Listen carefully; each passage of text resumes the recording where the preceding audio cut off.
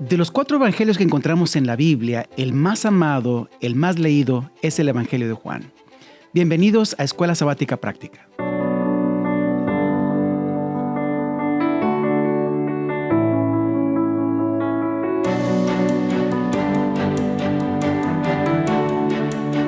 Quiero dar la bienvenida a todos nuestros amigos que nos acompañan trimestre tras trimestre en el estudio de la Escuela Sabática. Realmente es un privilegio estar con ustedes y este día estamos empezando una nueva lección. Estamos empezando la lección del Evangelio de Juan.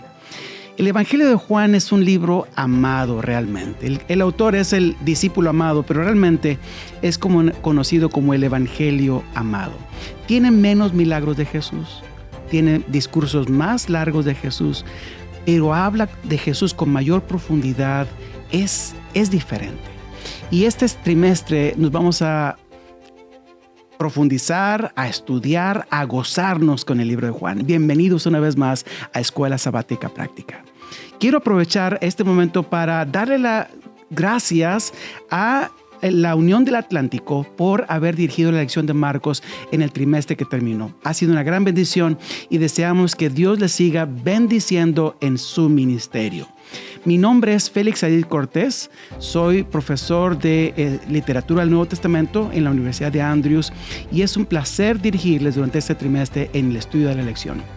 En esta ocasión me acompañan 2 amigos a quien quiero mucho y aprecio mucho y realmente los he invitado aquí como una excusa para poder platicar porque no nos vemos mucho en donde vivimos. Así que quiero darle la bienvenida a Sonia Badenas. Sonia Badenas es profesora de francés y directora del programa de Adventist Colleges Abroad en Andrews University. Sonia, bienvenida. Muchas gracias, Félix. Y también está con nosotros el profesor Abner Hernández, mi mejor amigo aquí en Andrews University. Abner Hernández es profesor de Historia del Cristianismo, un maestro excelente. Abner, bienvenido.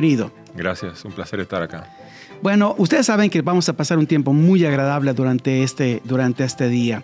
Antes de empezar, Sonia, ¿podrías dirigirnos en oración? ¿Cómo no? Gracias, Señor, porque podemos reunirnos juntos para estudiar tu palabra, no solo aquí en Berrien Springs, sino en todo el mundo. Podemos compartir, podemos aprender unos de otros. Bendice en este momento para que podamos abrir nuestros corazones y aprender aún más sobre ti. En nombre de Jesús, amén. Amén. Amén. Muchas gracias, Sonia. Bueno, la lección de esta escuela sabática se titula Señales que indican el camino. Y es muy interesante porque la palabra en inglés, signs, también tiene que ver con milagros. Así que señales realmente se refiere también a los milagros. Y vamos a hablar de varios milagros de Jesús. De paso, están mis milagros preferidos. Está el caso del ciego.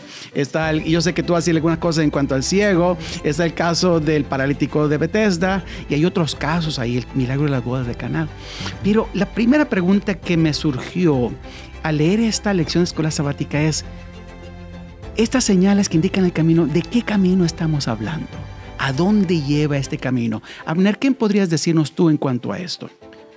Bueno, eso es una gran pregunta, ¿no? Y yo creo que Juan la va a contestar muy bien, ¿no? Va a utilizar la palabra señal, no milagro, ¿no? Pero tú acabas de decir, tiene implicaciones señal y milagro, ¿no? Pero es una palabra muy específica que él va a utilizar. Y las señales van a ser, en Juan, van a ser 7, ¿verdad? O sea, creo que son 7 milagros. 7 milagros, ¿verdad? Son 7 milagros que van añadiendo diferentes perspectivas de sanidad.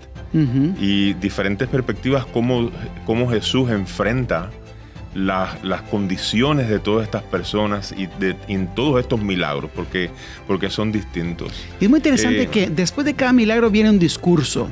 Y muchas veces en ese discurso viene una aseveración de Jesús: yo soy el pan de vida, o yo soy la resurrección de la vida, o yo soy algo, ¿no? Que también son como 7. Son 7 yo soy también. O sea, Juan está construyendo un camino, ¿verdad? Está guiando, son como postes indicadores en el camino, a través de estos milagros, a través de los discursos, yo soy.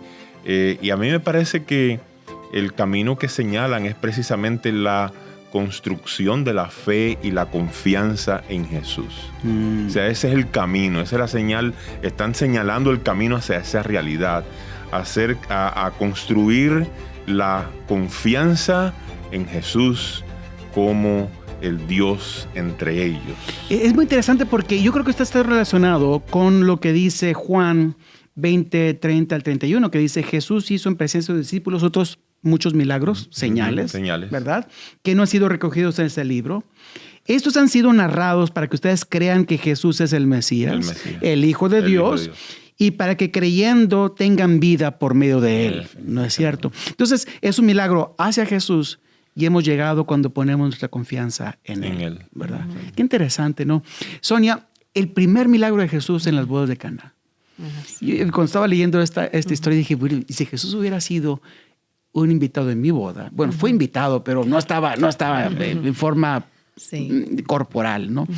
¿Qué milagro hubiera querido yo que hiciera, ¿no es cierto? En mi caso, yo necesitaba un equipo de sonido porque falló el equipo de sonido, pero lo que el griego dice es que Jesús hizo este milagro ser el primero. Es decir, sugiere que Jesús escogió el milagro de las bodas de Caná como el primer milagro, el inicio de todos sus milagros.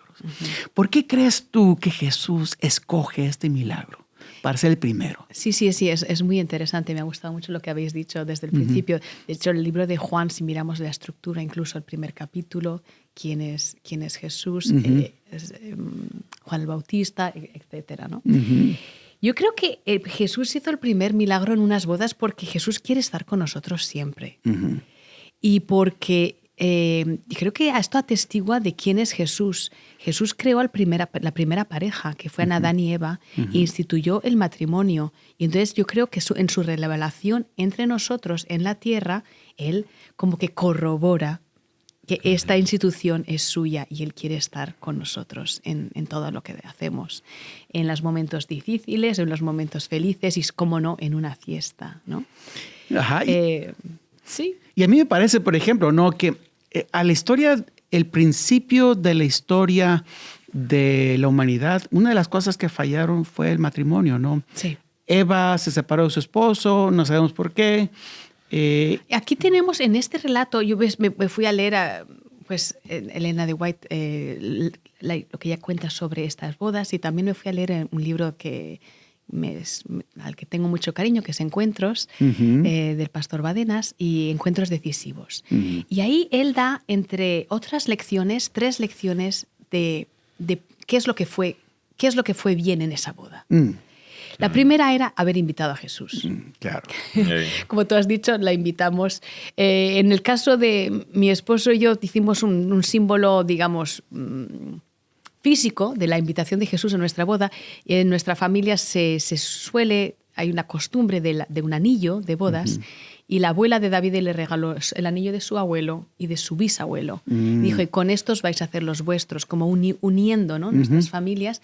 Y yo escogí un anillo que tuviera 3 anillos en uno, y es Jesús con David y conmigo. Entonces, la primera lección sería esa, invitar aJesús. La segunda nos la da María.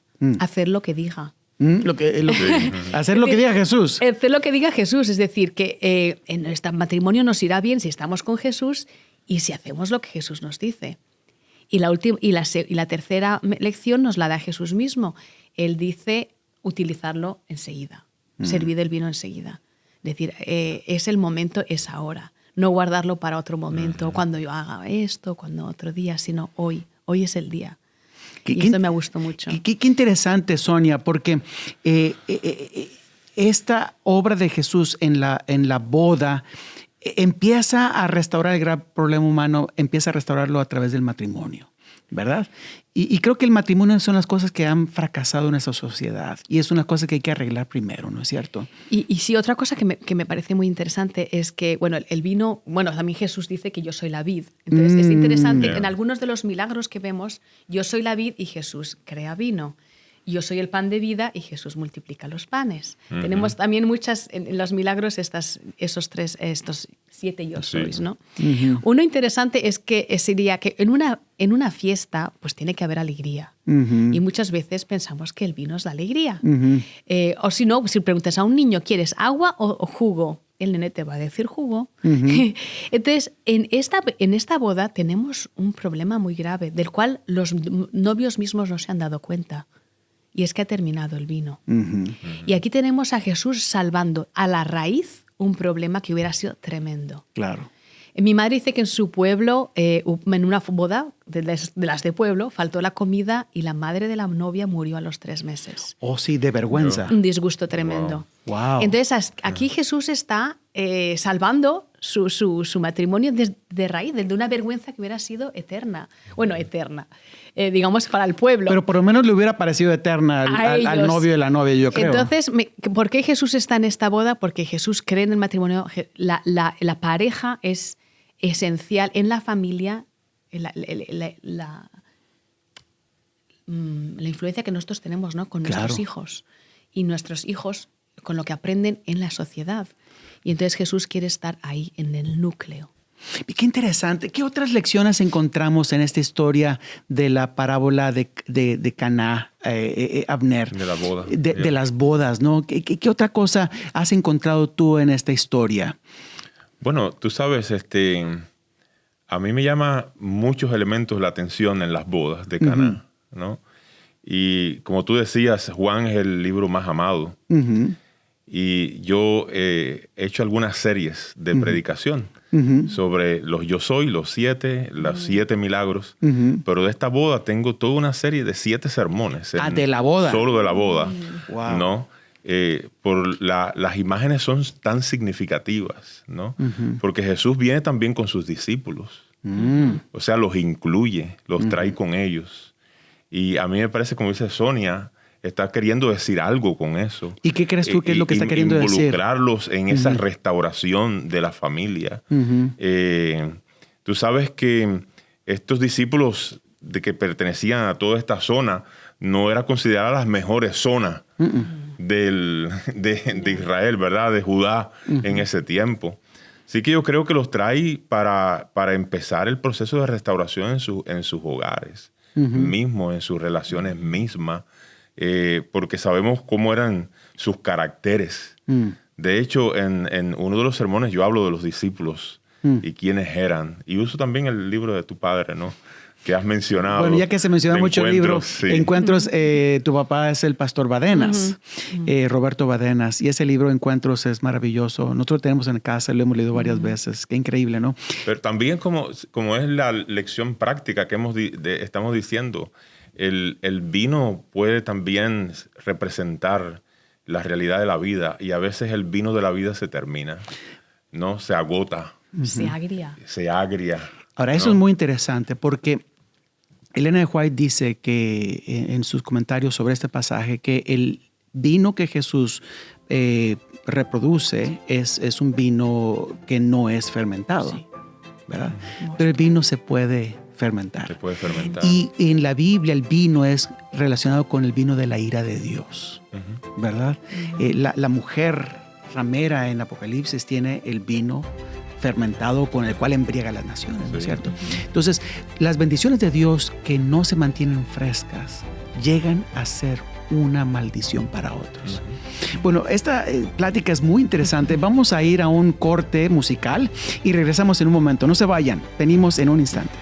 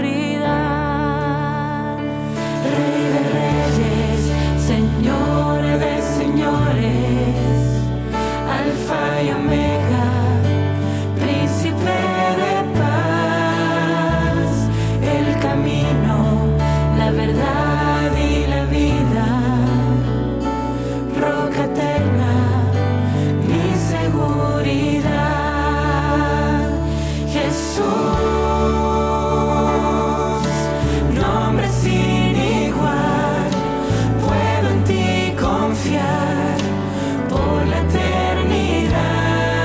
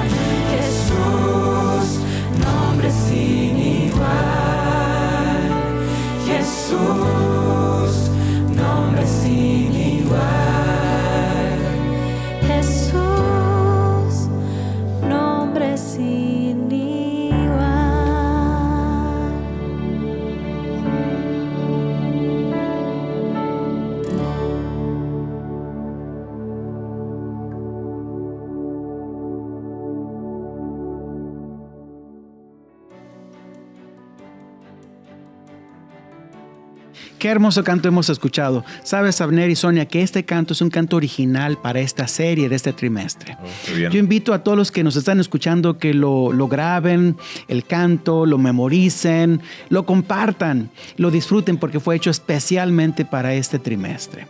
Bueno, estamos hablando de las bodas de Caná, ¿no? Estamos hablando del vino, ¿verdad?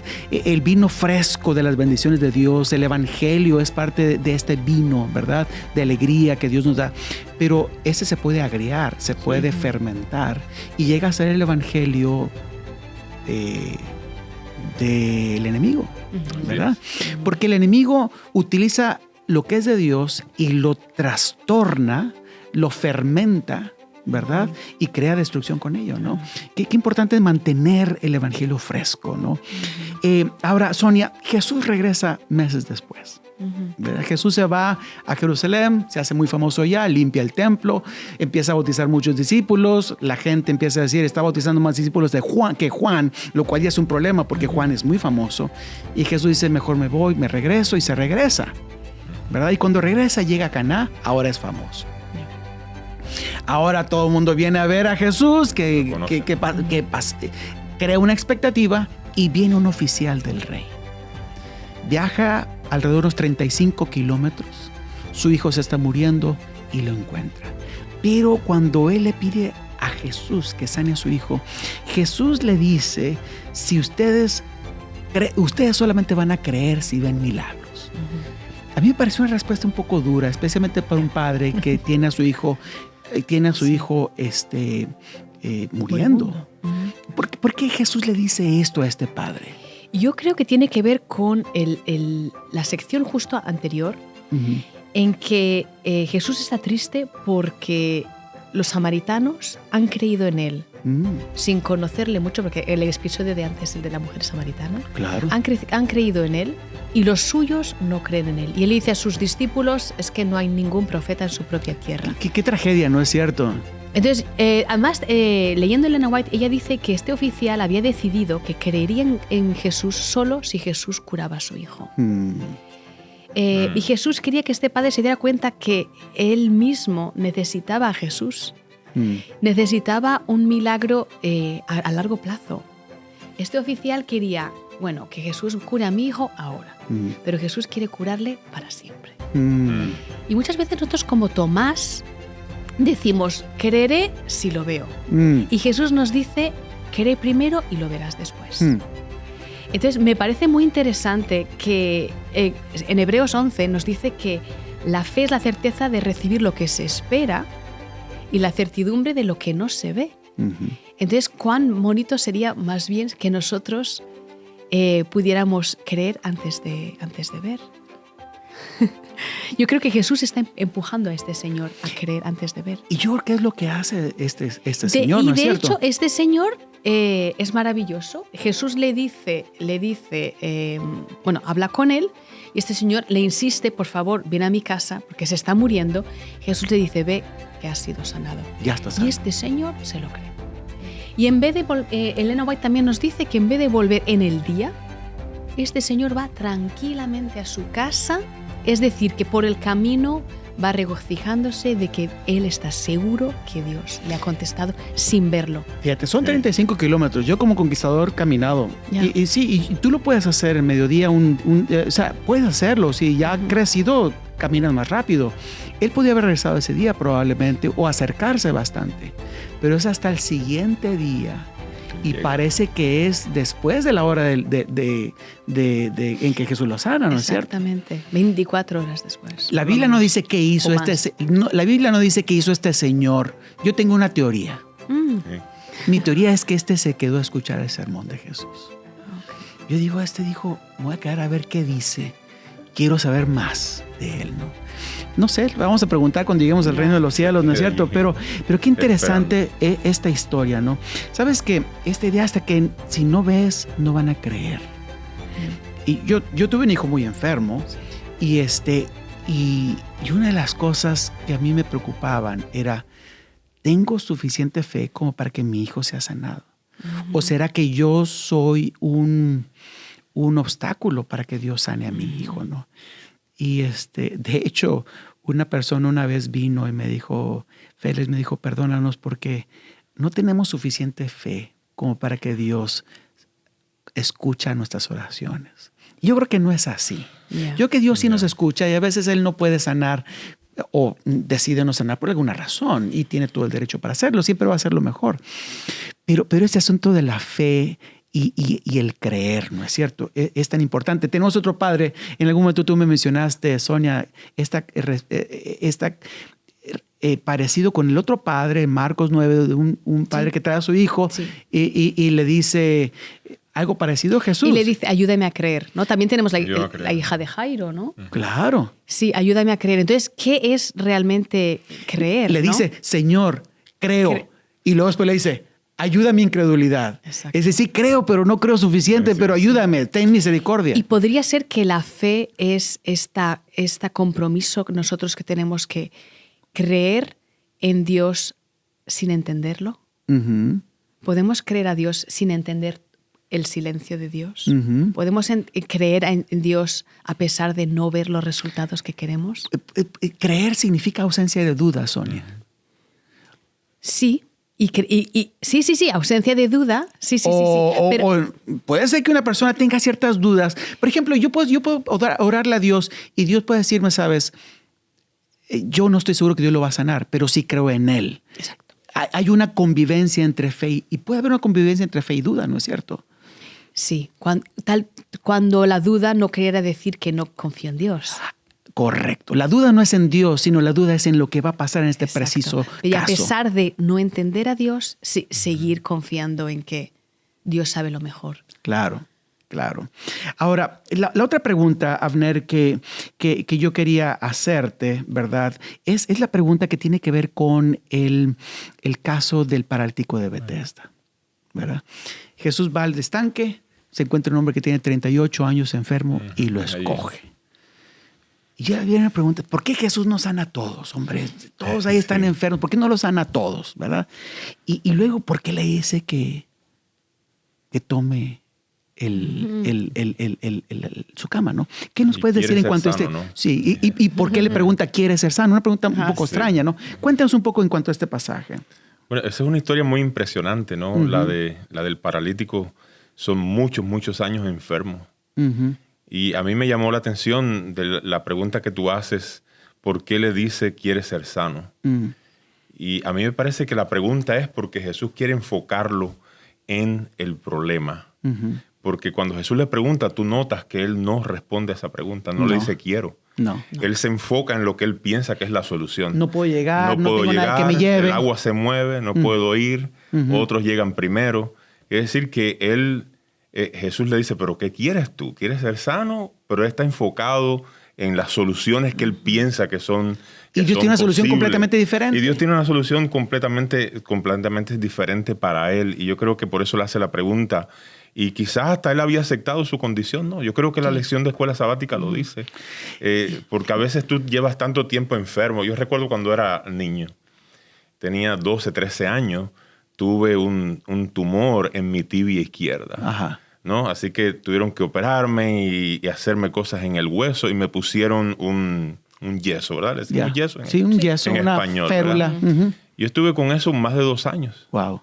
Cuando me lo quitaron, yo lloré un mes casi. Yo quería que me pusieran aquello para atrás. Wow. O sea, pues yo lo extrañaba tanto que yo necesitaba mi pierna enferma. Yeah. O sea, era parte de lo que yo era ahora. Lo había asumido y yo creo que quizás este hombre estaba en esa misma condición. Jesús quiere enfocarle que en realidad por 38 años ha esperado la sanidad, pero está enfocado mal ahora, olvidado. Correcto. Ahora, la pregunta ¿por qué lo escoge a él? Esa es una pregunta difícil, ¿no? ¿Y por qué no sana a todos allí? ¿No? Claro. Es como, ¿tú estás seguro, estarías de acuerdo conmigo? Es una pregunta del gran conflicto, no sabemos. Dios no puede hacer todo lo que Él quiere. Todo lo que Él quiere. Dios no puede sanar a todos, Dios no puede darle a todos bendiciones materiales, ¿verdad? Bueno, la pregunta de ¿quieres sanarte? También me ha interpelado, porque a veces Jesús nos está preguntando, ¿estás dispuesto a cambiar? Ok. Sí. Porque a veces no nos gustan las consecuencias de lo que hemos hecho. Es que ser sanado implica consecuencias. Sí, por ejemplo, a ver, imagínate que me pongo a comer algo y después me duele el estómago. Quiero que Jesús me cure, pero ¿estoy dispuesto a parar de comer esa cosa que yo sé que cada vez que la como me duele? Claro. Qué interesante. Es una pregunta interesante. Sí, Sonia, muy interesante. Bueno, tenemos que ir a la siguiente porque se nos acaba el tiempo. La historia del ciego. Ciego es genial. Yo leo esa historia, me da risa. Cómo este ciego derrota los argumentos de los fariseos. Es sanado. ¿Qué encontramos, Sonia, en el caso del ciego? ¿Y cómo podemos evitar caer en el rechazo que los fariseos tienen acerca de Jesús? Parece que los fariseos constantemente se van encegueciendo cada vez más. Sí, y el ciego va viendo cada vez más. Sí. ¿Qué aprendemos de todo esto? Es muy interesante. Es como, ¿quién es Jesús para ti? ¿No? Claro. Y entonces, la primera vez él contesta, no sé quién me ha sanado. La segunda dice, creo que es un profeta. Y la última, él adora a Jesús, ¿no? Es decir, me pregunto si a veces estos teólogos no están haciendo una teología ficción o son especialistas de la ley, pero no aman el espíritu de la ley. Y aquí todo el problema es el problema de relaciones. Claro. Es problema de si cuando tú conoces a una persona y te relacionas con ella, tú lo ves como quien es. Pero cuando tú solo estás viendo actos y solo estás viendo el exterior de la persona, estás juzgando, estás criticando, no estás amando. Ojalá no nos pase así y que podamos amar a esa persona que vemos a pesar de las cosas que hace, las cosas que ha dicho, pero conocer realmente a la persona que está detrás. Qué interesante, Sonia. Primero, no sé quién es. Después, creo que es un profeta. Y después, cree que no es pecador, que es un santo. Y sí. Lo adora. Sí. Ojalá que sea nuestra experiencia. Vamos a terminar con una oración. Abner, ¿podrías dirigirnos en oración? Oramos. Querido Padre, gracias por conducirnos en nuestra conversación y gracias porque ahora estaremos estudiando durante todo el trimestre el Evangelio de Juan. Que el Espíritu Santo, que inspiró a Juan a narrar estas historias fascinantes, pueda también inspirar y iluminar nuestras mentes para comprenderlas y para establecer una profunda relación con Jesús, en cuyo nombre pedimos estas cosas. Amén. Amigos, muchas gracias por acompañarnos. Ha sido una experiencia maravillosa. Nos vemos en la próxima ocasión aquí en el mismo canal de YouTube. Comparte este contenido con tus amigos. Que Dios te bendiga.